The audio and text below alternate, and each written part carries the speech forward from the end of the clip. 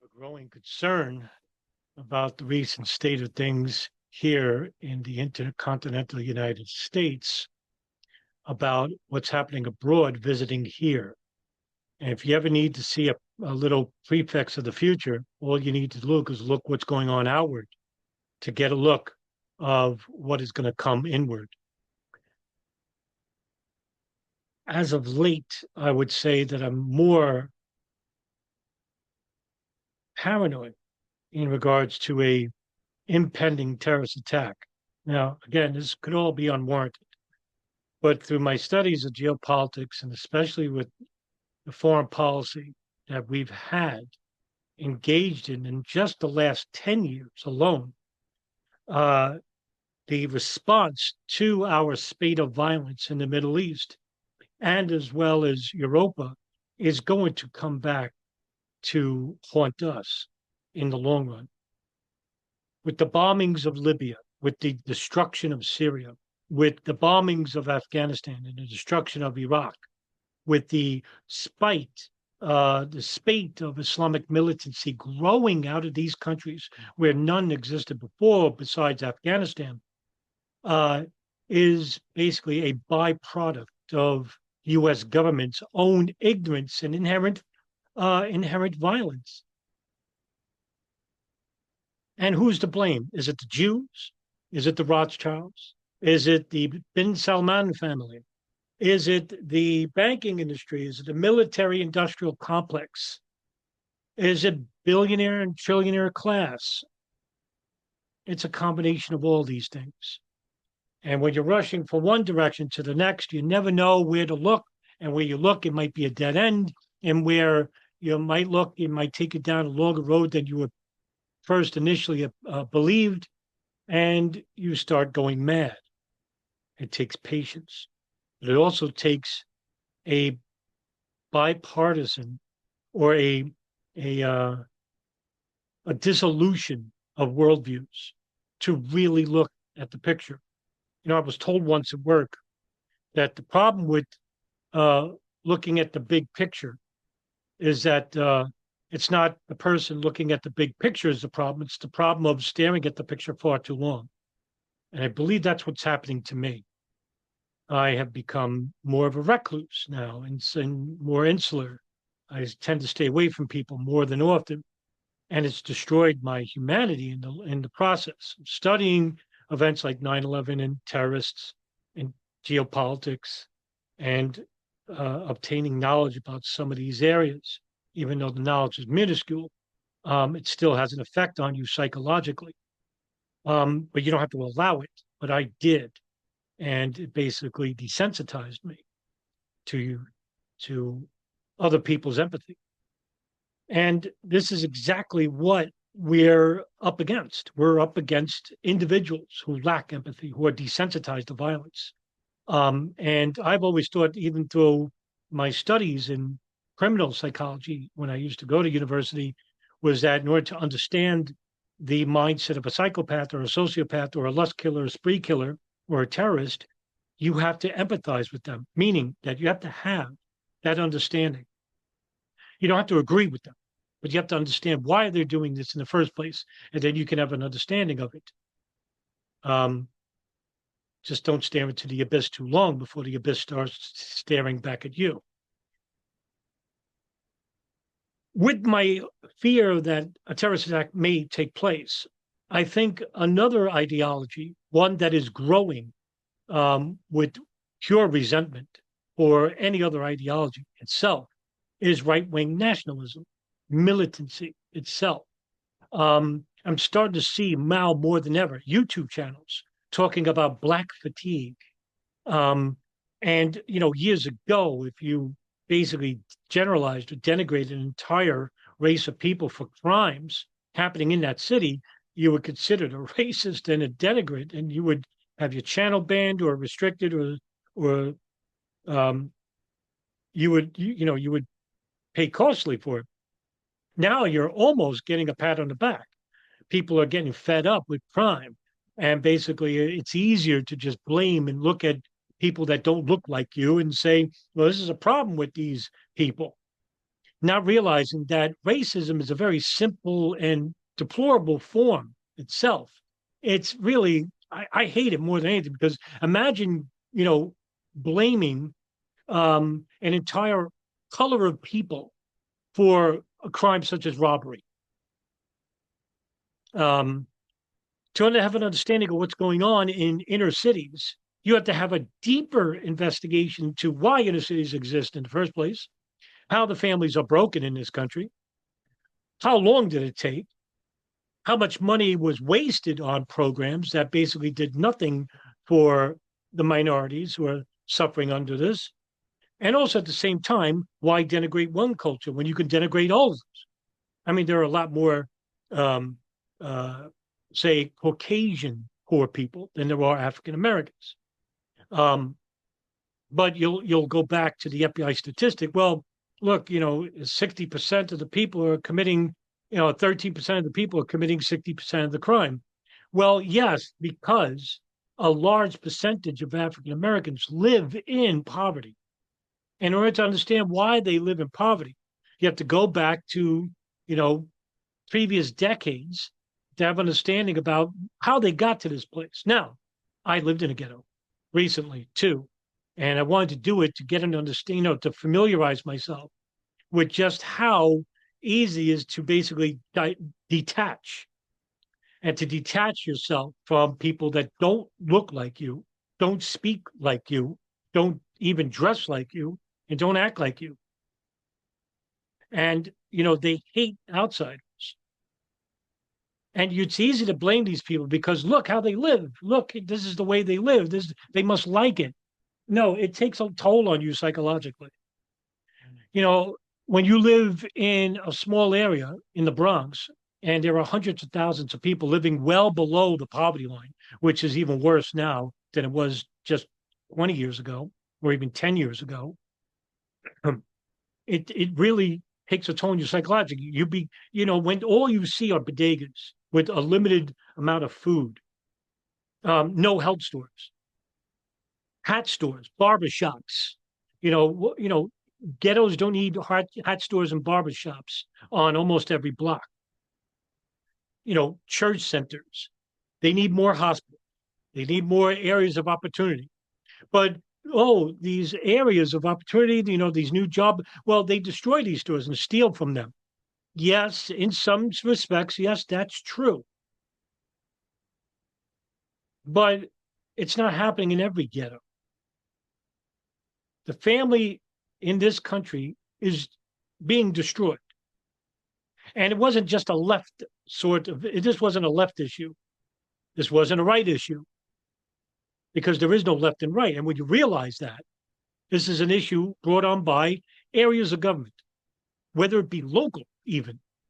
Local areas of government do nothing. Why? Because they get funding from who? The state. And where does state get their funding from? Taxes that a lot of people aren't paying and can't pay.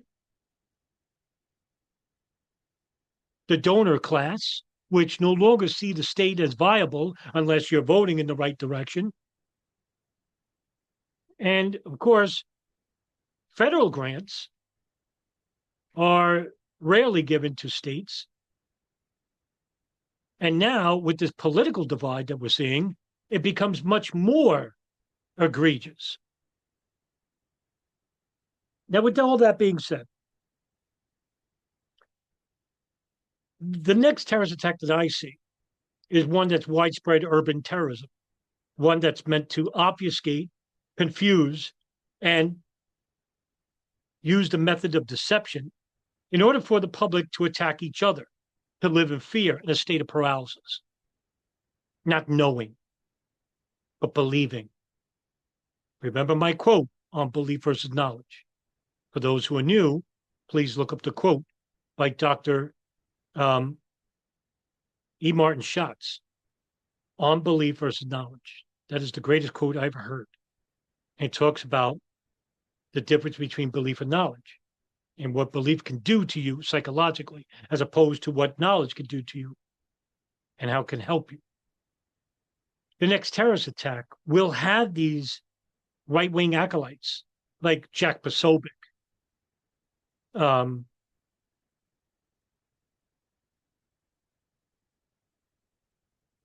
and all these other people online to basically come, Alex Jones, that guy Watson, Joseph Watson, um, you know, just all these really deplorable right wing, that use conservatism as a shield, that use, Christianity as a shield. These are not conservatives. These are not Christians. Just in the same fact that the left aren't liberals.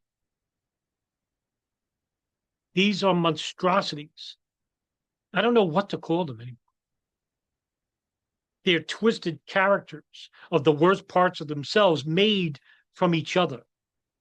In other words, the left made the right made the left. The yin and yang. It's no longer yin and yang. It's just one giant cell of, cancerous anomalies that exist, feeding off each other's hatred. And I think what will happen with the next terrorist attack is right-wing populism will become a fever pitch. We need to get rid of immigration. We need to have ICE. We need to have the National Guard. Heck, we need the military. And what these people are basically doing, they're allowing for their emotions to dictate policy. Now, when you make a decision based on emotion, it's usually the wrong thing. Now, I'm guilty of this. My anger gets in the way of sometimes making a rational decision. And that's what happened to me throughout most of my adult life. I made a lot of mistakes over the years. In this case, I think with Islamic militancy happening upon the United States, Islam will be at the forefront, immigration will be at the forefront, socialism will be at the forefront, liberalism will be at the forefront, and every other nationalist every other ideology that opposes nationalism, Christian nationalism.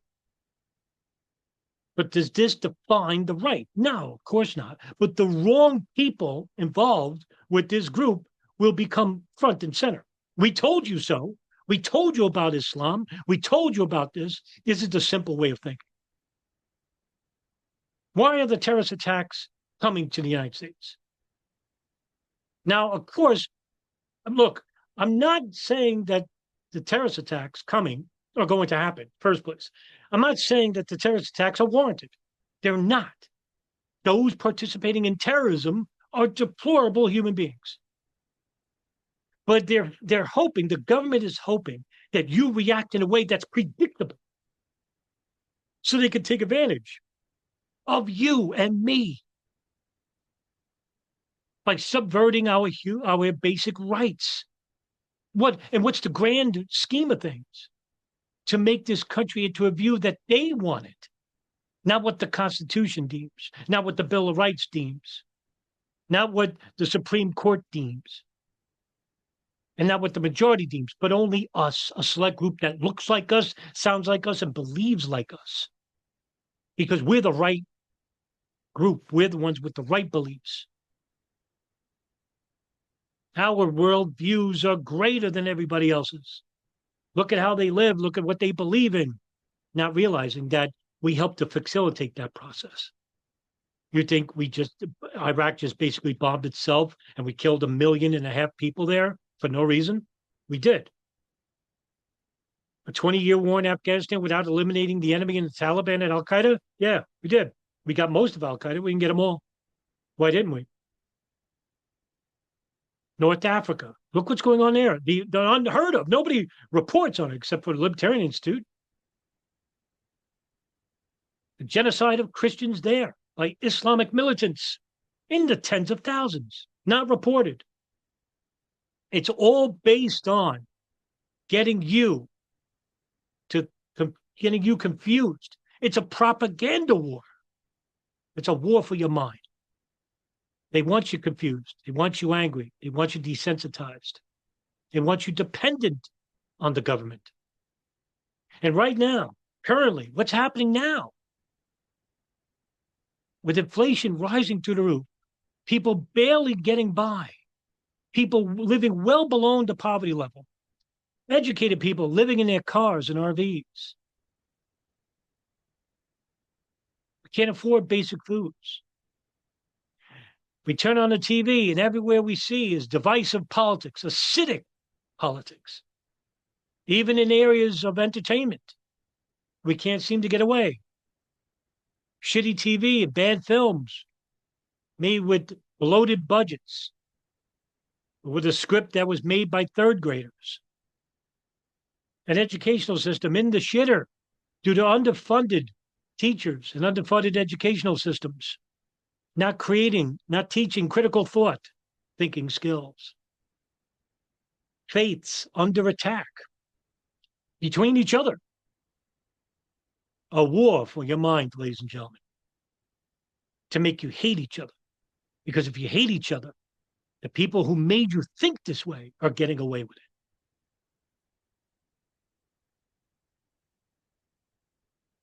Now, I've told you about my thoughts about the next terrorist attack and what I think is coming. And when, I see videos like what I'm about to show you, it gives me great concern. And it is a video that's out of Afghanistan. The Taliban has published some videos that I've managed to capture on viral media that show that they're training for urban terrorism. This is just one of the videos. Take a look.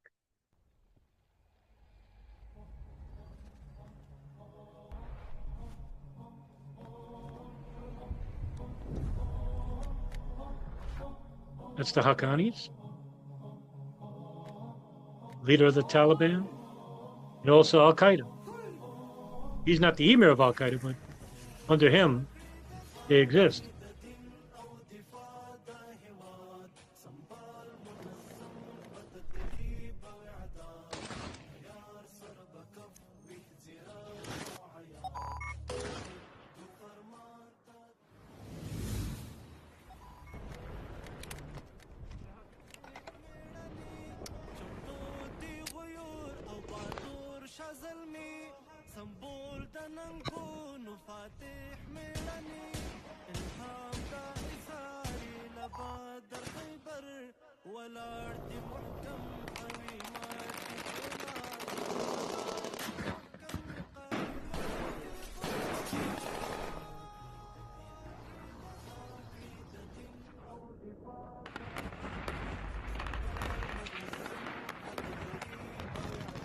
So, that's what we're up against. And we basically have to prepare. Now, how do we stop it? We can't. And the government knows this. And it makes me want to play conspiracy theorists because I think they allow for the borders to be open for this to happen in order to benefit from the after effects of it, the fallout. Is it a crazy conspiracy? I don't think so. I happen to be one that doesn't really entertain any fringe crackpot theories, and most of you who know me on this channel know I don't publish fanatical stories. I don't manipulate anything. I give it cut and dry. That's why I'm not popular. But I'd rather have my reputation intact. But at the same time, ladies and gentlemen, when you have a group like this that is growing inside Afghanistan with the weapons that we left behind, similar to what happened in 1980 under CIA Operation Cyclone, where we gave weapons to militants fighting against the Soviets. Here, the enemy is not the Soviets. The enemy is us, the West. And we're going to suffer the consequences of this. And if what I think is true, that this terrorist attack happens in the way I think it's going to happen, through urban terrorism, through these people dressed as, first responders or cops or the National Guard or ICE agents, this will lead to the public attacking them. Now, are they attacking the Islamists or are they attacking actual agents? You never know. And this is what causes the confusion and the fear. And this is where the paralyzation will begin, because with that, there'll be lockdowns, shutdowns of certain cities and towns. Will it happen all across America? Probably not. A good portion of it, I can't tell you. I mean, I really don't know. I don't even know if this is the scenario that will happen. Now I know there's experts out there that think that this is exactly what's going to happen. I think that's foolish unless you have specific intelligence. So you have intel contacts on the ground at these training camps. I'm sorry, I'm not going to basically placate your fear mongering. I think it's wrong. I think you're doing your audience a disservice. But a lot of these intel operatives are on Twitter. They're right wing populists. They agree with with what the Israel government is doing, and they hate Islam. They criticize it. I just like, what, you're doing yourself a disservice. I thought you were a non-biased intelligence officer, but it's unfortunate that most people allow for their worldviews to, you know, uh, disseminate information with some prejudice. This is not an Islam problem. This is not an Islamist problem. It's not a brown problem. It's a human problem.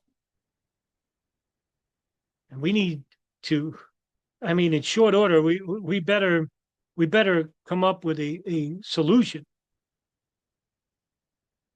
Now, is it about stronger borders? Is it about regulating weapons? Is it about war? Is it about anything else? Is it a war for ideology? A war? I think it's a war on every front, made for you to basically, in the end, become defeated, because they need you to be desensitized and defeated in order to take advantage of you. And the less of you, the better. Because the more of us is the chance that we say, finally, hey, the real enemy is those who have made us believe that we are the enemy. And this rise of right-wing nationalism I'm seeing online is a concern, because these are the people that are split, split between the one religion and the one ideology that is basically at the forefront now, and that's Israel. And like I said before, especially in politics here in the country, there's a split in the Conservative Party. Like I said, in last year, I noticed this, was that you have pro-Zionist crowd and an anti-Jew crowd, and the anti-Jew crowd are the ones that are really dangerous, because these are the people that hate immigration, that hate Jews, that believe in a white ethno state led by the harshest interpretation of Christianity. They believe in no government. They don't believe in law, like, constitutional law. They believe that one man should be in charge. And a table of officials all answer to this one man. Almost like a monarchy, Saudi Arabia. But that's a family, thousands. Well, here in the United States, that's what they would like to have, a nationalist monarchy. And I can't live under that. In the same fashion, I can't live under a totalitarian or a socialist state. But I don't have all the answers. And my concerns, are they warranted? Well, for the very few people that comment on my videos, I'd like to hear from you. And, I do these videos, these thought videos, based on my thoughts and not on primary data, like in my other videos, where I want you to become knowledgeable. In these videos, I use my worries and my concerns, and I post them on video. And I really am concerned about a possible terrorist attack inside the United States that would really break psychologically millions of people to do irrational things on each other, and to placate the very people who are betting on that. And these are the people that have no empathy whatsoever, not even for the people that are in agreement with them. And unless you people who who cater to the current form of government and to those who cater to any ideology or any construct, unless you break free of those chains, we're going to remain enslaved to our own ignorance.